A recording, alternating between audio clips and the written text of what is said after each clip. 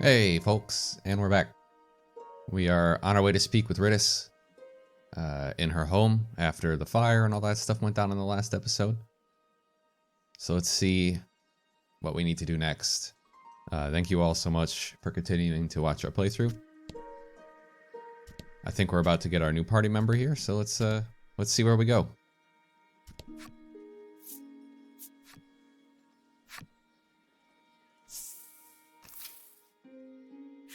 Though spared from complete collapse, Ridis's home has been thoroughly scorched.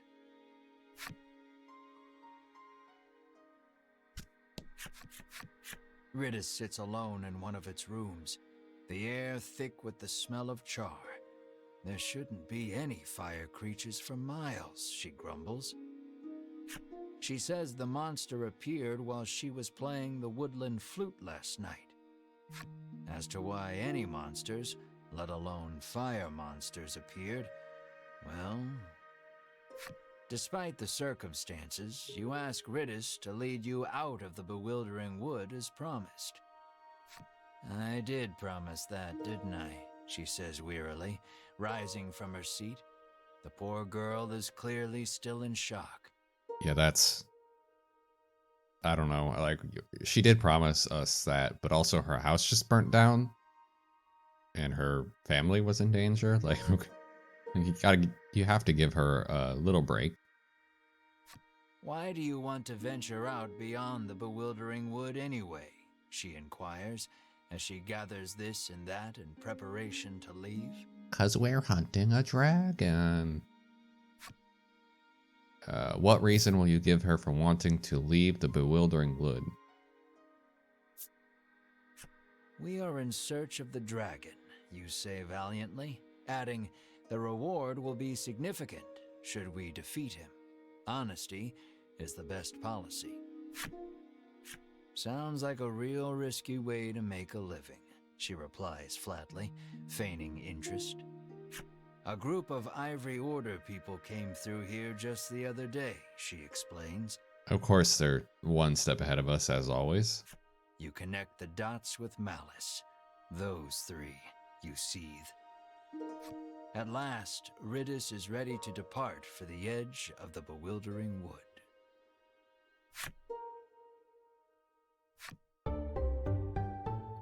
Hey. A maximum of 3 characters can participate in battles. Select party from the setup menu to form your battle party.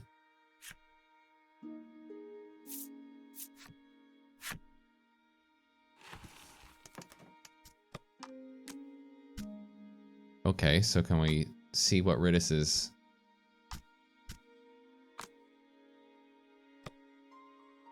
Yeah, I want to look at her abilities and stuff. She's level 7, 16 attack, 9 defense.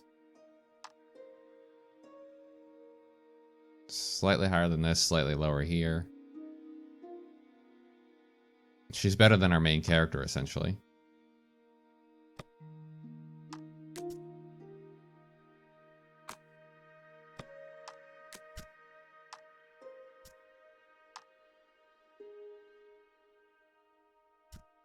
Alright, she can deal damage, she can deal dark damage, inflict poison, deal double damage. That seems pretty good.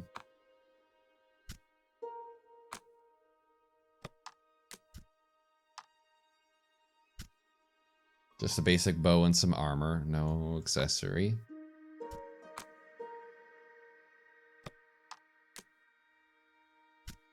So she seems pretty good. I mean, I'm a healer, but outside of that,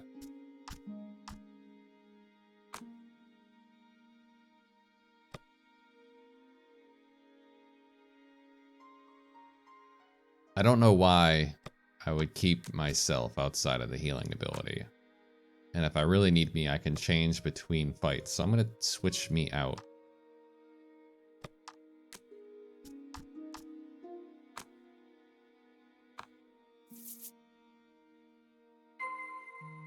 Depart from the eastern side of Woodland and make your way through the bewildering wood.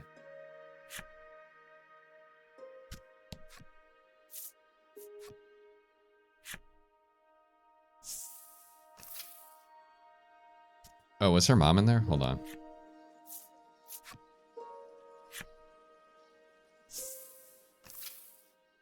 If her mom's in here, we definitely want to talk to her.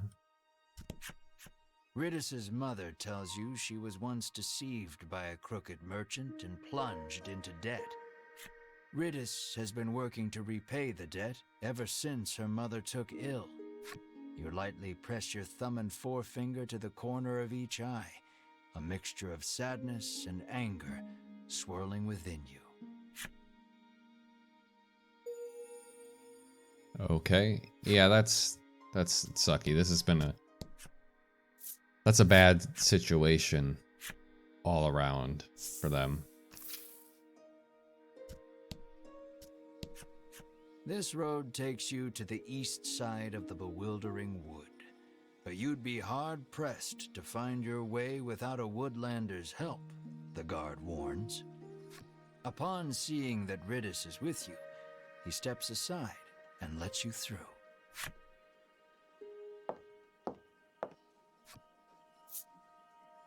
Yep. Let's go to the next area. The eastern portion of the woods certainly does not want for thick, soupy fog.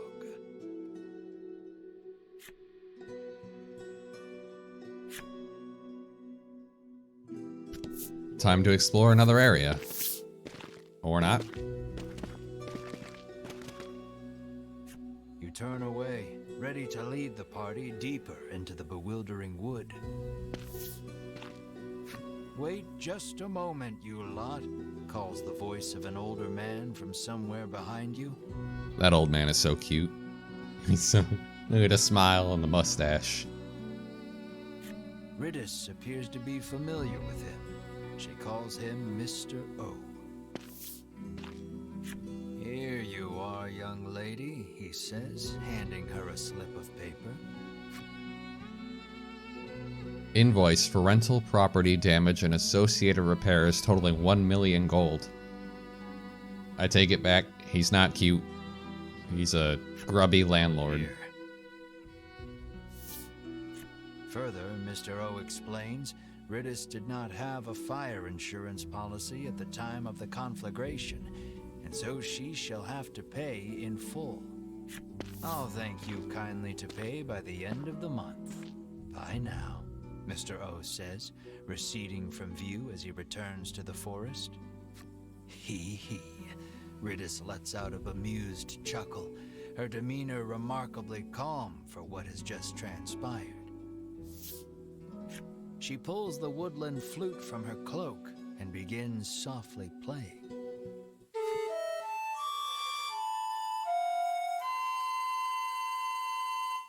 That was even worse. How was that worse? Ridis's ear-splitting performance, shall we say, draws monsters out from behind the trees.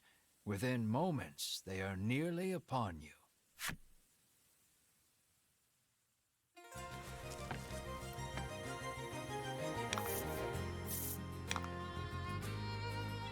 Okay, let's try this.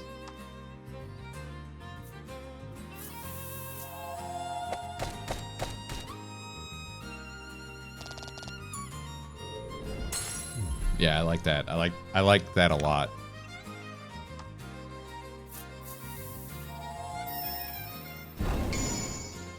Yeah, there we go. You did great.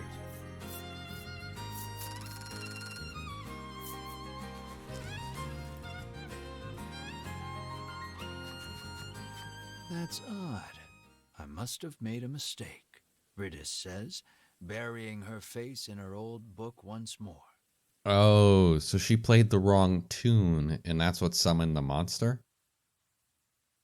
Man, that is unfortunate. What do you ask Ridis? So she's reading a book to figure out what she's doing. I'm just gonna say, what are you talking about?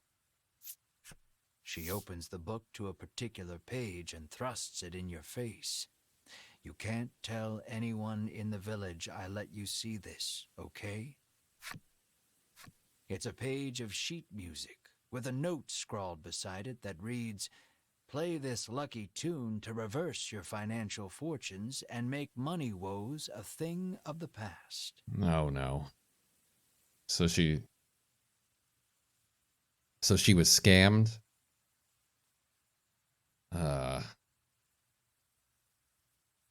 No matter how many times I played this last night, our debt never went down, she fumes, incensed. Boy, that's not... You inspect the page a bit more carefully. This is unfortunate. Off in a corner, in letters so small as to be illegible, another message reads, "May summon monsters if played incorrectly." You finally see that so long as Ridis holds the flute, this is nothing more than a monster conjuring melody. You snatch the woodland flute from her hands. "You have lost your flute-playing privileges," you inform her. "But I'll never escape from this mountain of debt without it," she cries, clearly still believing in the melody of fortune. Melanie quietly opines that while Ridis is many things, bright is not one of them. Pass through the bewildering wood shortcut. I feel really bad for Ridis. Like, that's not... You're buried in debt, you're desperate. I really can't blame her for, you know, trying something. Although you'd think by now she would have learned that all it does is summon monsters.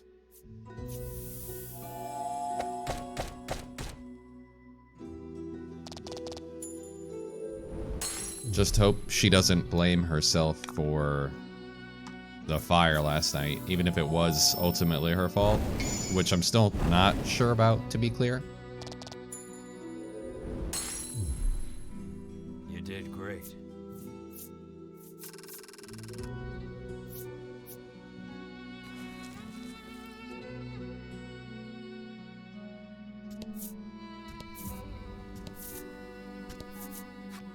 Ooh, a chest. Okay, that's a free revive.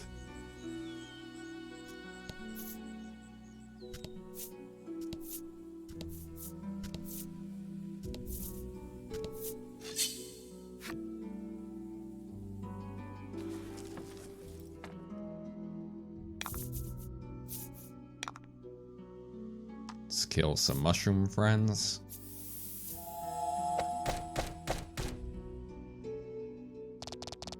That's a whole lot of damage. I mean, I know it takes 2 crystals, but it still leaves us the fire ability next turn.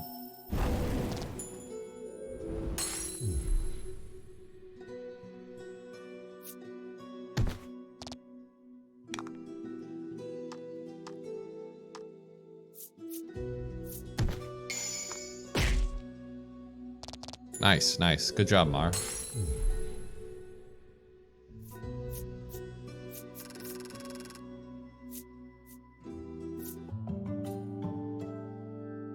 Melanie gets an extra HP. Thunderstorm. Deal attack plus 4 bolt damage to all enemies, and it costs 3 crystals. That seems really good, but I don't frequently have 3 crystals, so... Oh, you can only have 4 skills each.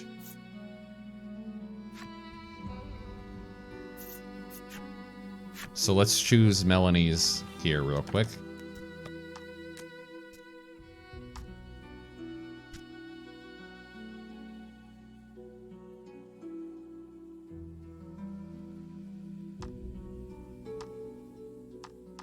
Gotta have them in order, but I feel like a 1, 2, 3 thing feels good, right?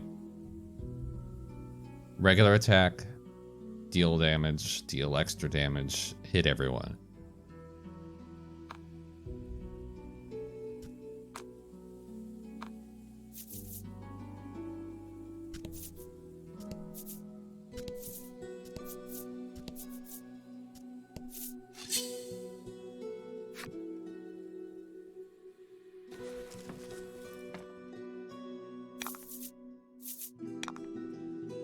So if I don't, if I just use loose arrow here, in theory, she would be able to do lightning damage to everyone.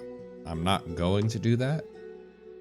Let's try dark damage against light here. Is that double or is that half as effective?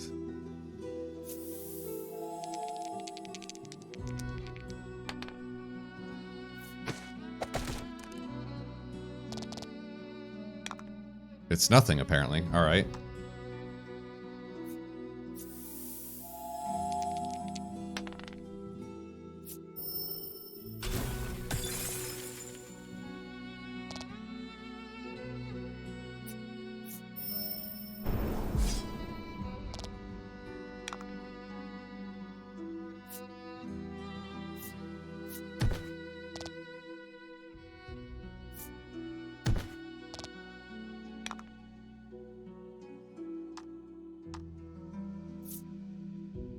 This wouldn't be enough because that's only 16 damage.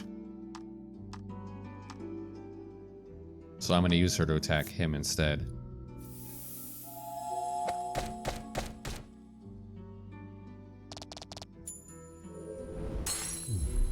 That double damage attack from her is really good. It's really good.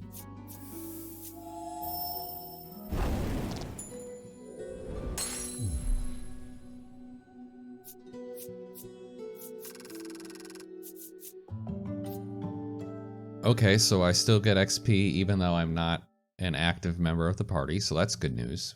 We don't really have to worry about who's in and who's out and balancing and all that stuff. We can just switch to whoever we need at any point.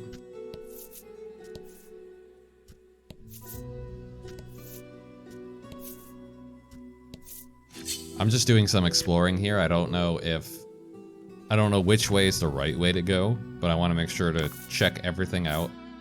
Find all the treasure and stuff like that.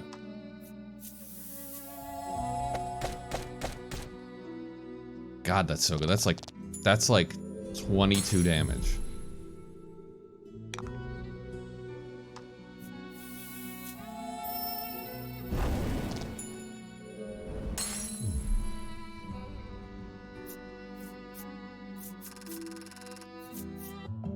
Mar, 1 more HP, 1 more attack.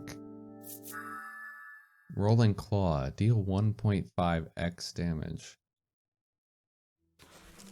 He does 18 damage, so that would be like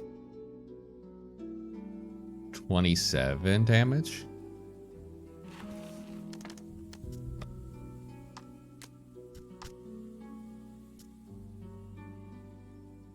So 2 rolled dice, all enemies are periodically restore HP.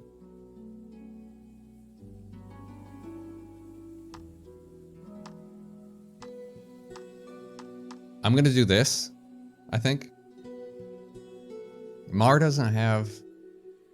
His 2 gem abilities aren't super great, but it is good to be able to hit all enemies or to double up your damage if there's nothing else going on. I want to keep his restore HP ability just because I'm not running myself as a healer, and since he's my tank, it's kind of important to be able to have that. Speaking of... I might need to swap myself in here real quick to heal Melanie. Can I see her current HP? Yeah, she's down 10. So let's go to party. I'm gonna put me in for 1 fight and then heal her and then switch back out.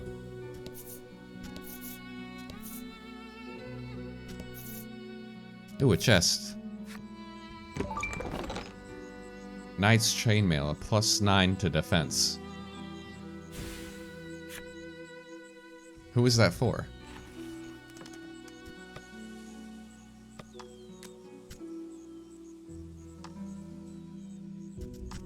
It's not for him.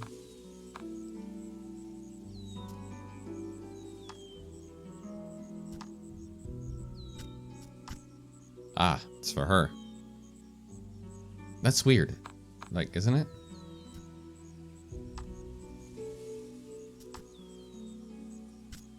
Oh, it's for anyone. I can make Bubbins like super hard to kill.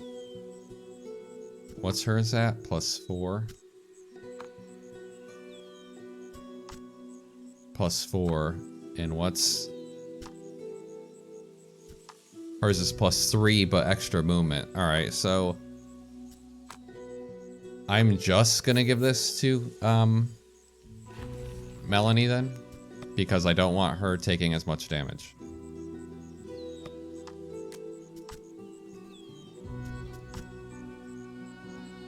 Wait, oh, I can't give it to her. So, to Bubbins it goes, not Bubbins. To, Mar it goes.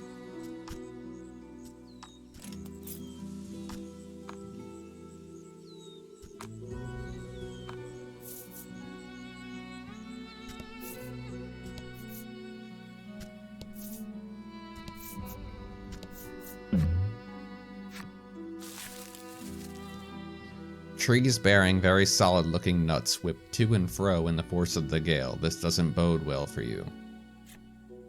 Roll a 4 or higher to avoid the danger. Got it. A bunch of nuts fly off from the trees, but you and your friends hightailed it out of there before any of them could hit you.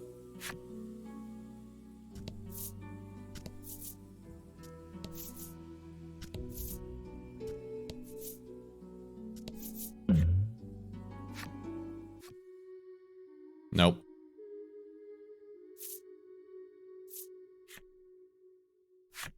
Not doing it again.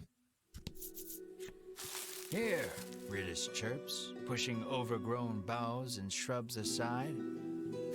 As she does, a hidden path out of the bewildering wood comes into view.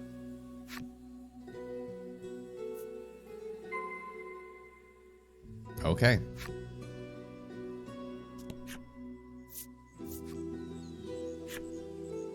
Where to next? At last, you are free of the bewildering wood. Praise the power of the woodlanders, you squeal in admiration of Ridis. She giggles bashfully. You've certainly kept your promise, you say. Thank you for showing us the way. I was hoping I could join you on your quest to defeat the dragon, Ridis suddenly blurts out.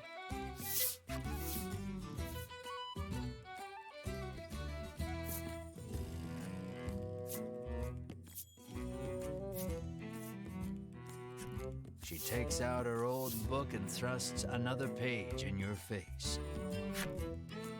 This week's creature of fortune is the dragon. Boons may befall those who encounter him. Melanie's jaw goes slack. What is the deal with this book? Melanie asks, bewildered. Sounds like a scam book, just like a... It's like horoscopes, but financial advice. I can probably pay off my debt if we can just defeat the dragon, Ridis chirps, revealing her true intentions. No, I won't dilute my share of the riches any further. No more additions to the party, you bark. Well, good to know that, like, my decision didn't matter at all. Have you no heart? Are you just going to leave a young, helpless girl like me to drown in an ocean of debt and deal with that crusty old man? Ridis fires back relentlessly. I want to go. No. So goes the endless chorus of your thoroughly unproductive argument. Melanie calmly reminds you that the party in its current form stands little chance of defeating the dragon. See, you need me, Ridis says, sensing an opportunity. Yeah, did Bubbins really think that, like, he was going to be able to defeat the dragon with just one person and a monster? Your well-reasoned argument of no thwarted, you nod your head in resignation and welcome Ridis to the party.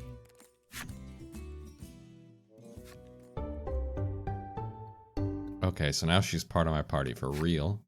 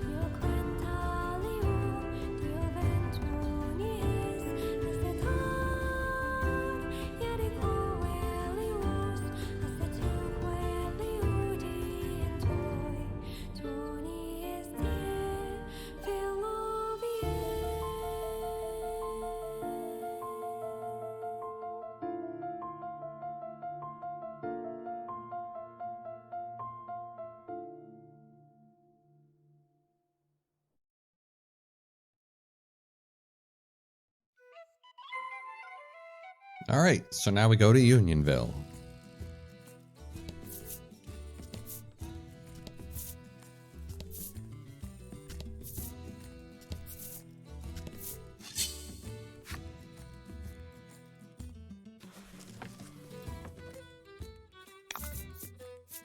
Like I said, gonna use Bubbins to heal.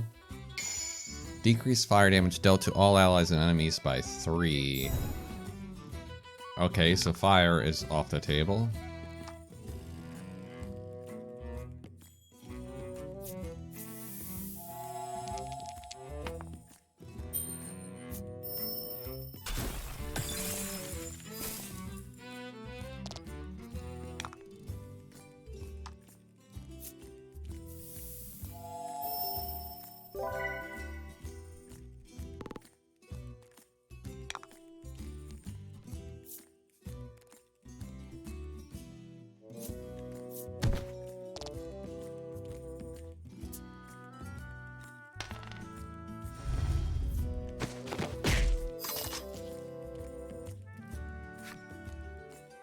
Ah, lower. It's attack debuff.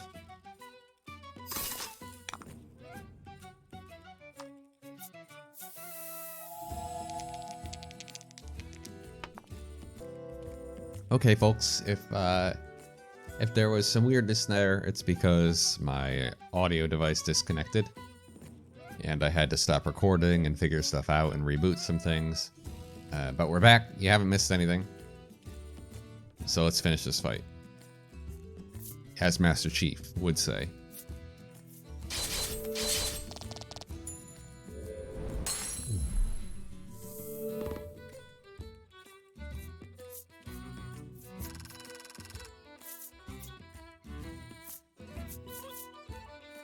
Right. A Destructo Box. Add 5 to wind damage target takes for 3 turns.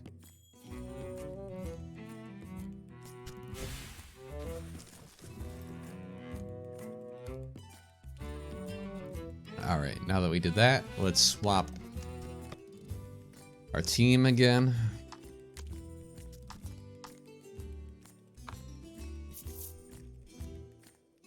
And let's get to this village.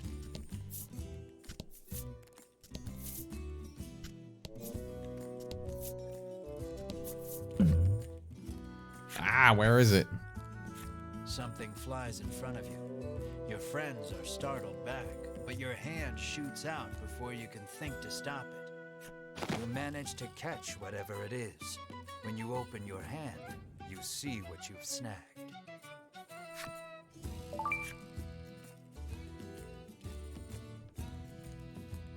A numbstay ring. Okay, cool. Thank you.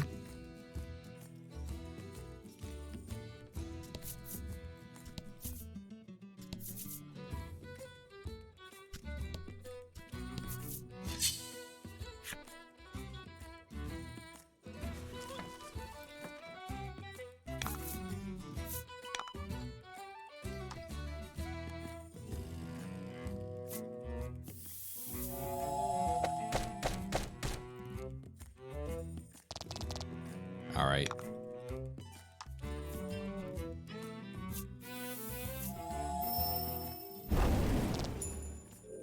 I also like her because she is fast. Always goes first.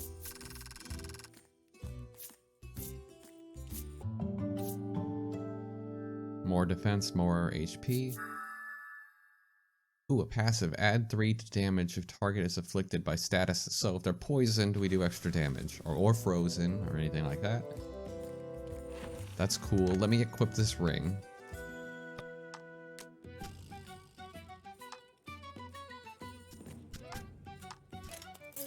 Makes her even faster. Which is great.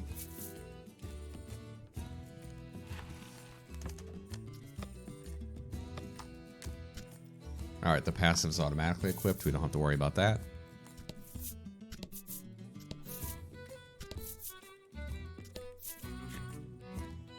Unionville. Let's head to Unionville first, shall we?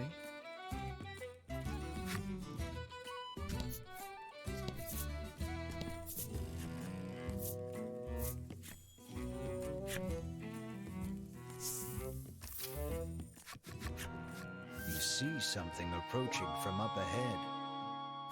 A monster, Melanie shouts, readying for battle. Why would you shout that? We literally talked about how this is monsters and humans coexisting, so like, why would you freak out? Mr. Flobby, get back here. It's dangerous out there, a young girl chides, taking the creature back to the village. Mr. Flobby, huh? It seems you've finally arrived at Unionville, a village where humans and monsters live together in peace. What a weird place, remarks Ridis lightheartedly. I like it. We aren't staying a moment longer than necessary, says an unsettled Melanie, her distaste for monsters plain on her face. Ask the denizens of Unionville what they know about the dragon. Okay.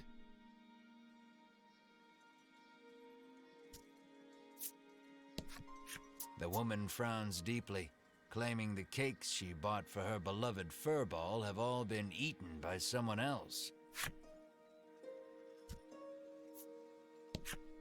A quiet furball sits with crumbs around its mouth. It's so cute. That's just like a dog. The child says his monster friend left the village suddenly to go back home. He claims the headman told him that he could go home when he grew up too. The little orc child pouts, but I don't know where my home is. Yeah, this definitely makes you feel a different way about killing all these monsters, right? Like, they talk, they're not just... You ask the old man if he knows anything about the dragon. No, sir, he answers. All I know is that it brings more trouble to this already troubled world. I mean, obviously they talk, they communicate to each other. I just mean that, like, they can communicate to humans as well. But our headman is a wise and worldly man. He might know something, he remarks, pointing at a house not far away. Okay, so we gotta go talk to the headman.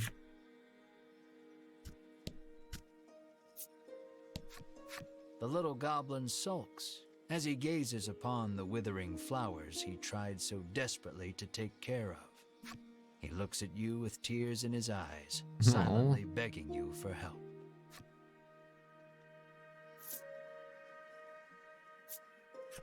You pour the salve onto the flowers, and they stand up tall.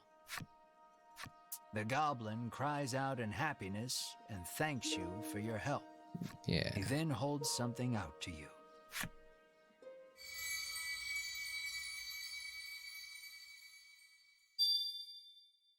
Another card that means nothing. Okay. The goblin stares lovingly at the beautiful flowers and gobbles them up. Healthy flowers are the tastiest, he proclaims in glee. Did he grow those flowers just to eat them? I mean, it's no different than us farming, I suppose. I wonder if, like, the mysterious cards are, like, something where you don't even know they're important until the end of the game, and then they, like, end up giving you an advantage when you fight the dragon or something like that. Because I really can't think of, like, what they're for. Because otherwise they're just, like, random collectibles, and that doesn't seem very good. A young boy wanders up to your group in wide-eyed wonder. You surmise his curiosity stems from the lack of travelers visiting the village. You realize you are right when he assails you with questions about your origins and adventures. The Inquisition leaves you exhausted.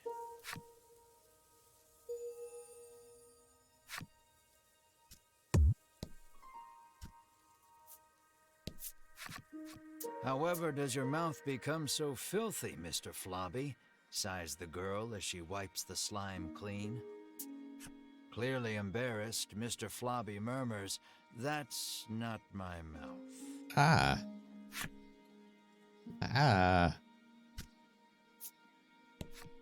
The little orc child is engrossed in a fairy tale. The title reads, The Legend of the Dragon.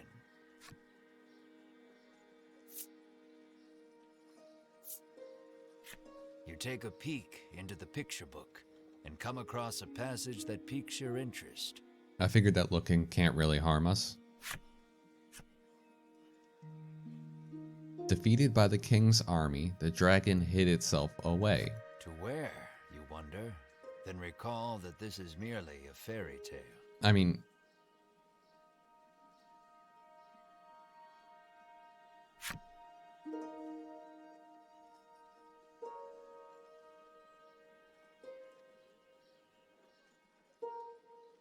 is it a fairy tale though?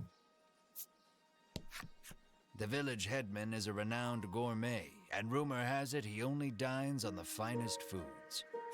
The man says he wishes he too could have such a lavish meal just once in his life. His deep desire for delicacies only growing with time.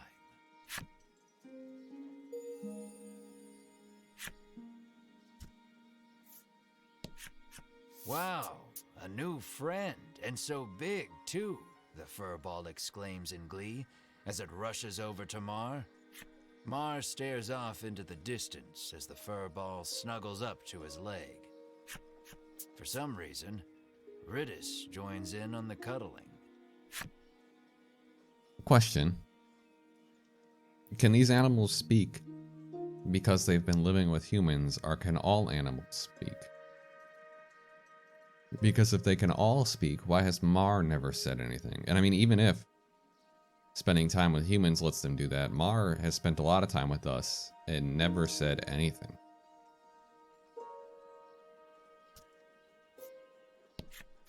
Lately, a suspicious man cloaked in black has been seen wandering about the village outskirts. The old woman looks at Melanie and remarks that he was dressed just like her.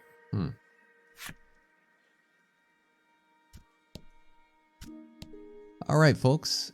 That's where we're going to stop it for today. I hope you enjoyed that episode. Next time out, we're going to go talk to the village elder. I'm going to, in between episodes here, I'm going to look at the armorer and the item shop and some other stuff just to see if there's anything new. I'll definitely let you know if I end up purchasing anything, but I can go ahead and cut that out so you all don't have to sit there while I browse and discuss various stat improvements. But thanks for watching. Make sure to hit the like button or subscribe if you enjoyed this, and I'll see you in the next video.